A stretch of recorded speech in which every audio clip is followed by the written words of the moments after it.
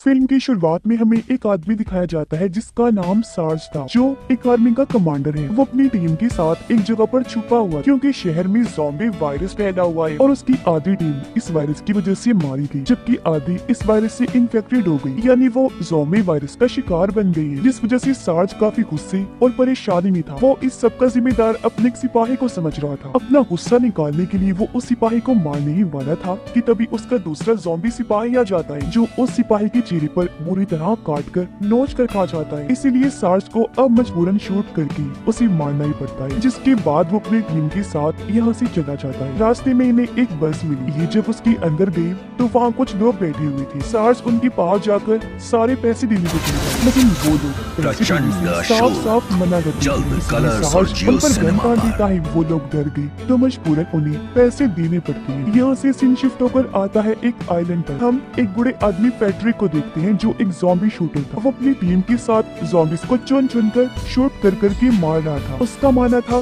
कि जो मर गए हैं उन्हें पूरी तरह से खत्म कर देना चाहिए, यानी ये ज़ॉम्बी जो मरने के बाद जिंदा होकर दोबारा ज़ॉम्बी बन जाती है, इनको जीने का कोई हक नहीं है। पैट्रिक यहाँ से अपनी बेटी के पास गया, जिसे अपने डैड का काम बिल्कुल पसंद नहीं था, क्योंकि वो नहीं चाहती थी कि ज़ॉम्बीज़ को कोई मारे। वो अपने डैड से पूछती है कि अगर कभी मैं भी ज़ॉम्बी बन गई तो क्या आप मुझे भी मार डालोगे? पैट्रिक कोई जवाब नहीं देता और अपनी टीम के साथ आगे बढ़ जाता है, क्योंकि उसे मैसेज आया था कि एक घर में 2 बच्चे इस वायरस से इन्फेक्टेड हैं, जो जल्दी ज़ॉम्बीज़ बन जाएंगे। पैट्रिक अपनी टीम के साथ उस घर में पहुंचा। बच्चों की मॉम से कहता है कि उन्हें हमारे हवाले कर दो, वो इन्फेक्टेड हैं, तो सबके लिए खतरा बन सकते हैं, हम उन्हें शूट करने आए हैं। लेकिन बच्चों की मॉम उन्हें बच्चे देने से साफ साफ मना कर देती है। यही नहीं बल्कि उन पर गन भी तान लेती है। ये देखकर पैट्रिक और उसकी टीम औरत को ही शूट कर देती है, जिससे वो मौके पर ही मारी जाती है। उसका हस्बैंड जल्दी से वहाँ पर आ गया। अपनी वाइफ के मरने पर बहुत रोया। कहता है, अरे जालिमो, ये तुमने क्या कर दिया? लेकिन पैट्रिक को इस चीज से कोई फर्क नहीं पड़ता, इसीलिए वो बिना कोई जवाब दिए ऊपर जाने लगा बच्चों के कमरे में। लेकिन पैट्रिक उन बच्चों पर गोली नहीं चला पाता, क्योंकि जाहिर है वो भी एक बाप है। इसीलिए वो अपनी टीम के लोगों को उन दोनों बच्चों को मारने को कहता है, पर किसी में भी हिम्मत नहीं होती। वो आगे भी नहीं बढ़ पाती। इतने ही देर में पैट्रिक और उसकी टीम को रोकने यहाँ एक गुंडा भी अपनी टीम के साथ आ जाता है, क्योंकि वो नहीं चाहता था कि इस आइलैंड पर कोई भी किसी भी ज़ॉम्बी को मारे। इसीलिए वो पैट्रिक और उसकी टीम को इन बच्चों को मारने से भी मना करता है और साथ ही यहाँ से जाने को कहता है। धमकाने लगा कि ये काम छोड़ दो वरना अच्छा नहीं होगा। लेकिन जब पैट्रिक गुंडे की बात नहीं मानता तो वो पैट्रिक समेत उसकी पूरी टीम को मारने का फैसला करता है। इससे पहले ऐसा करता, यहाँ पैट्रिक की बेटी आ गई। कहती है कि ये मेरे डैड है, इन्हें मत मारो, अगर सजा ही देनी है तो इस आइलैंड से कहीं दूर भेज दो। इसलिए पैट्रिक और उसकी टीम को इस आइलैंड को छोड़कर जाना ही पड़ता है। उधर सार्ज की टीम रात के वक्त ज़ॉम्बीज़ की फनी मजाकिया वीडियो देख रही थी और तभी यहाँ पर सार्ज जाकर अपनी टीम से बात करने लगता है। इतने ही देर में इन्हें जंगल से कुछ लोगों की आवाजें आने लगती है। इसलिए सार्ज अपनी टीम को अलर्ट होने का कहता है और ये लोग गन्स लेकर उस तरफ जाने लगते हैं जहाँ कुछ लोग बैठे हुए थे। उन्हें ज़ॉम्बी समझकर सार्ज उन्हें शूट करने ही वाला था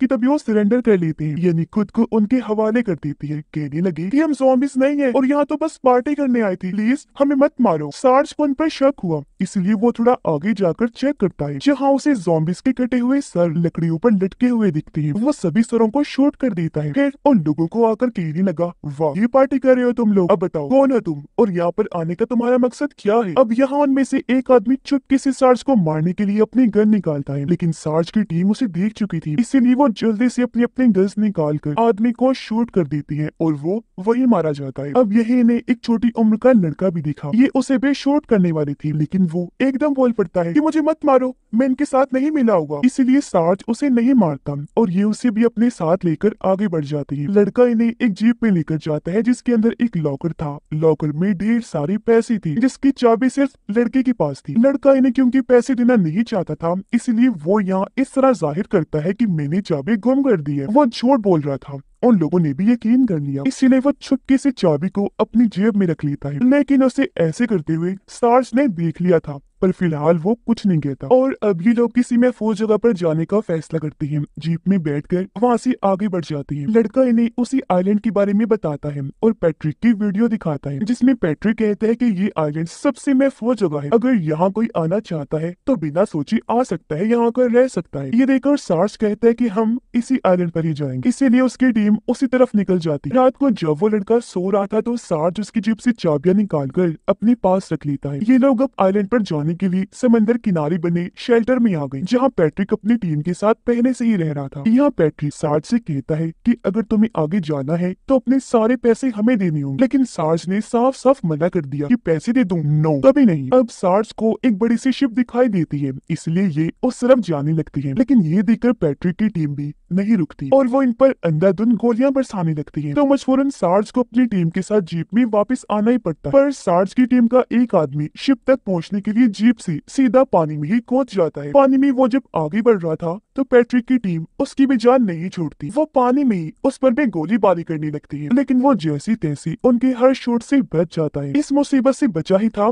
कि तभी उसके सामने दूसरी मुसीबत आ खड़ी होती है, और वो था ज़ॉम्बी, जो भी पानी में ही था और उसके बहुत ही करीब भी। तो अपनी जान बचाने के लिए वो लड़का ज़ॉम्बी की उंगलियों को दांतों से ही काट कर पानी में फेंक देता है। ऐसा करके उसे अजीब तो लगा, पर अपनी जान बचाने के लिए इसके अलावा उसके पास और कोई रास्ता नहीं था, और वो अब तैर कर आखिरकार शिप तक पहुंच ही जाता है। फिर सार्ज अपनी जीप पर चढ़ के बॉम्ब से पैट्रिक का घर ही उड़ा देता है। धमाके की आवाज से सारे ज़ॉम्बीज बाहर निकल कर आ गए, एक साथ पैट्रिक की टीम पर हमला कर देती है, पूरी तरह उन्हें काट काट कर मार देती है। लेकिन पैट्रिक किसी तरह ज़ॉम्बीज को मारकर वहां से बच निकलता है। जो सिपाही शिप तक पहुंचा था वो शिप को किनारे पर लेकर आ जाता है, इसलिए सार्ज और उसकी टीम जल्दी से उसमें बैठ जाती है। अब पैट्रिक भी शिप में चढ़ने के लिए कूदता है, लेकिन वो लटक गया, गिरने ही वाला था कि तभी उसे सिपाही लड़की बचा लेती है, शिप के अंदर कर लेती है। मदद करने पर पैट्रिक उसका शुक्रिया अदा करता है, कहने लगा कि तुम्हें देखकर मुझे मेरी बेटी की याद आ गई है। फिर सार्ज पैट्रिक से बात करने लगा, पूछता है कि तुम हम पर गोलियां क्यों चला रही थी। पैट्रिक कहता है क्योंकि हमारे पास पैसे नहीं थे, हमें पैसे चाहिए थे जिनके लिए हम किसी की भी जान ले सकते हैं, बस यही बात थी, और कोई हमारी किसी से कोई दुश्मनी नहीं है। ये कहकर वो अपना हाथ आगे करता है। सार्ज हाथ मिलाकर जवाब देता है,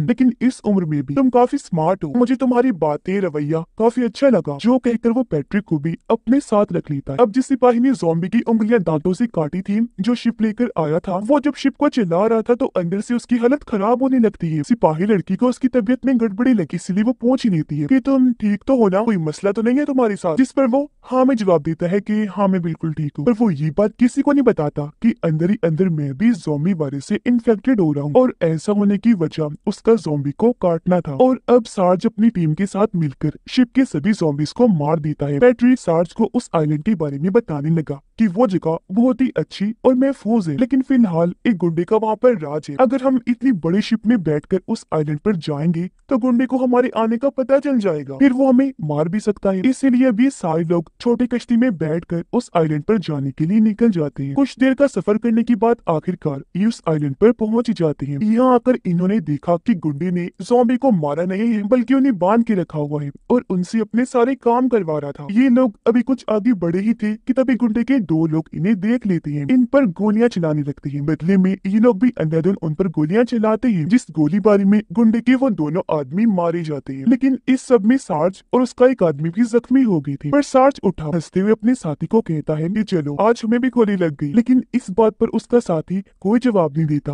क्योंकि वो तो मौके पर ही अपना दम तोड़ चुका था। उसकी मौत पर सार्ज बहुत दुखी हुआ, पूरी तरह टूट जाता है, कहने लगा अरे यार तुम मुझे इस तरह अकेले नहीं छोड़ के जा सकते, आंखें खोलो। ये बोलकर वो जोरों से रोने लगता है। तभी पैट्रिक मरे हुए सिपाही इन्हीं सार्ज के साथी पर गन से गोलियां चलाने लगता है। ये देखकर सार्ज को उस पर बहुत गुस्सा आया, वो उसे मारकर जमीन पर गिरा देता है और खुद ऊपर आकर बैठ जाता है। तब यहाँ घोड़े पर बैठी पैट्रिक की बेटी आई, जो भी अब पूरी तरह ज़ॉम्बी बन गई थी। वो घोड़ा सवारी कर रही थी, इसीलिए वहाँ से निकल जाती है। अपनी बेटी की ऐसी हालत देखकर, यानी उसे ज़ॉम्बी बना देखकर पैट्रिक अंदर से काफी दुखी हो जाता है। वो सार्ज को भी बता देता है कि ये मेरी बेटी है। सार्ज को भी उसके लिए बुरा लगा, इसीलिए वो पैट्रिक को उठाकर फिर से खड़ा कर देता है। पैट्रिक जिसे काफी गुस्सा आ गया था, वो सार्ज से कहता है कि मैं अब गुंडे को नहीं छोड़ूंगा, उसकी जान लेकर ही रहूंगा, क्योंकि मेरी बेटी के ज़ॉम्बी बनने की वजह सिर्फ और सिर्फ वही है। क्योंकि अगर वो मुझे सभी ज़ॉम्बीज को मारने देता तो एक भी ज़ॉम्बी जिंदा न बचता, और आज मेरी बेटी भी ज़ॉम्बी न बनती। मैं अब उसे किसी सूरत नहीं छोड़ूंगा। फिर कहने लगा कि मैं उसे बस मारने जाने ही वाला हूँ। गुंडा जो कि अपने घर में बैठा हुआ, तभी उसके पास एक आदमी आकर बताता है कि ज़ॉम्बीज कुछ भी नहीं खा रही, क्योंकि उन्हें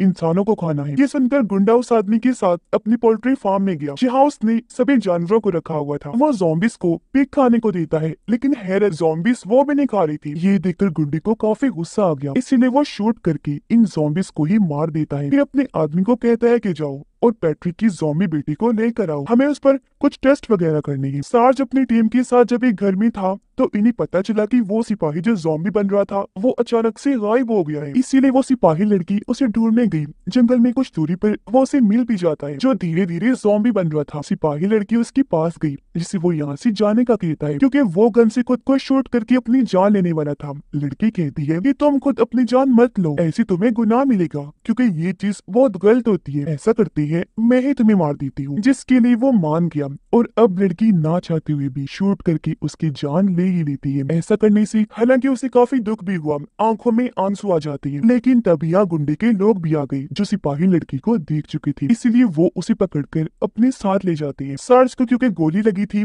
इसलिए उसकी हालत भी काफी खराब होने लगती है, जिसकी थोड़ी ही देर बाद वो बेहोश हो जाता है। लड़का उसे होश में लाने के लिए घर में पानी ढूंढने लगा, लेकिन जब उसे पानी कहीं ना मिला तो वो घर से बाहर ढूंढने चला जाता है। एक जगह उसे पानी मिल भी गया, लेकिन वो जैसे पानी लेने वाला था वहाँ पैट्रिक की बेटी आ गई जो ज़ॉम्बी नहीं थी, बिल्कुल ठीक लग रही थी। पैट्रिक जो अपने साथियों के साथ था गुंडे को मारने का प्लान बना रहा होता है कि तभी इन्हें आवाज आने लगी, इसलिए ये साइड में जाकर छुप जाते हैं। इन्होंने देखा कि गुंडे का साथी बेहोश सिपाही लड़की को अपने साथ ले जा रहा है, इसीलिए ये फैसला करते हैं कि हमें कैसे भी करके इस लड़की को बचाना है। जब सिपाही लड़की को गुंडे के पास ले जाया गया तो उसे होश आ गई। यहाँ गुंडा उसे बताता है कि हम ज़ॉम्बीज़ को मारना नहीं चाहते क्योंकि हमारी फैमिली में ऐसा कोई रिवाज है ही नहीं। मरने के बाद हम ना किसी को जलाते हैं, ना दफन करते हैं और ना ही जिंदा होकर ज़ॉम्बी बनने वालों की जान लेते हैं। सिपाही लड़की देखती है कि गुंडे की वाइफ भी ज़ॉम्बी बन चुकी है, लेकिन इसने उसे भी नहीं मारा होता बल्कि घर में कैद करके रखा हुआ था। गुंडे के लोग पैट्रिक की बेटी को पकड़ लेती है जो ज़ॉम्बी बनी हुई थी और उसे गुंडे के पास लाने लगती है। सार्ज भी पहले से काफी बेहतर हो गया था। उसे जब होश आई तो कोई उसकी चोट की पट्टी कर रहा था। आंखें खोलकर जब उसने देखा तो वहाँ पैट्रिक की बेटी थी जो ज़ॉम्बी नहीं थी, बिल्कुल ठीक इंसान ही थी। उसे देख सार्ज को काफी हैरत हुई। वो पूछता है तुम तो ज़ॉम्बी बन गई थी ना? जिस पर वो कहती है कि जो आप मुझे समझ रहे हो मैं वो नहीं हूँ, मैं जेनेट हूँ, उसकी जुड़वा बहन, पैट्रिक की दूसरी बेटी। फिर वो बताने लगी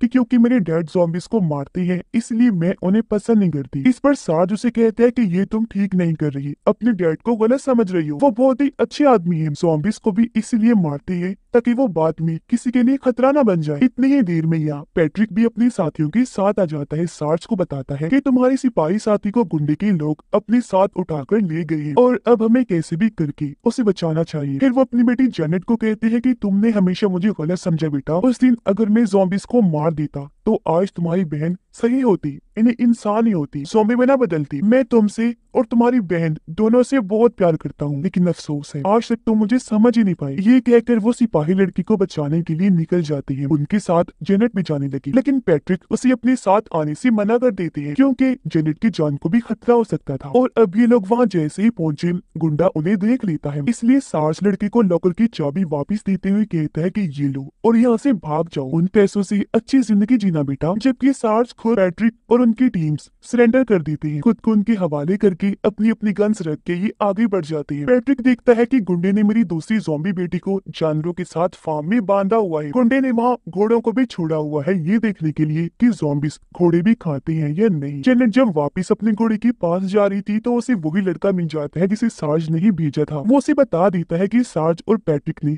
सरेंडर कर दिया है और वो लोग पकड़े जा चुके हैं। तो अब उन लोगों को छुड़वाने के लिए ये दोनों एक प्लान बनाते हैं। ये गुंडे के पास गई, कहती हैं कि अगर तुमने इन सब लोगों को छोड़ दिया तो हम तुम्हें बहुत सारे पैसे और ढेर सारे गन्स भी देंगे। तभी यहाँ जेनेट अपनी बहन को देखती है, इसलिए वो बिना सोचे उसके पास जाने लगी क्योंकि उसे लग रहा था कि मेरी बहन ने मुझे पहचान लिया है। पर जैसी वो करीब गई उसकी बहन जेनेट के हाथ पर काट लेती है। ये देखकर पैट्रिक को इतना गुस्सा आया कि अब वो गुंडी और उसके साथियों पर गोलियां चलाने लगता है। बदले में उन्होंने भी चलाई, इसलिए दोनों टीम्स की बीच जबरदस्त गोलीबारी शुरू हो जाती है और अब गोलियों की आवाज सुनकर वहाँ सारे ज़ॉम्बीज़ आने लगती हैं और इन पर खतरनाक हमले होना शुरू हो जाते हैं। कुछ देर के बाद मौका देकर पैट्रिक अंदर आया। वो गुंडे को कहता है अच्छा ठीक है, मैं तुम्हें नहीं मारता, लेकिन बस मुझे कुछ वक्त अपनी बेटी के साथ गुजारना है क्योंकि काटने की वजह से जल्द जेनेट भी ज़ॉम्बी बनने वाली थी। और अब जब पैट्रिक जेनेट के पास जाने लगता है तो पीछे से गुंडा उस पर गोली चला देता है जिस वजह से वो नीचे गिर गया। पर जख्मी हालत में भी पैट्रिक एक गोली गुंडे को मार ही देता है। तभी जेनेट की ज़ॉम्बी बहन गोली को खाने लगती है। उसे ऐसा करते हुए देखकर जेनेट सार्ज को बताने जाती है कि ज़ॉम्बीज़ घोड़ों को खा सकते हैं, लेकिन तभी पीछे से पैट्रिक जेनेट को गोली मार देता है क्योंकि वो नहीं चाहता था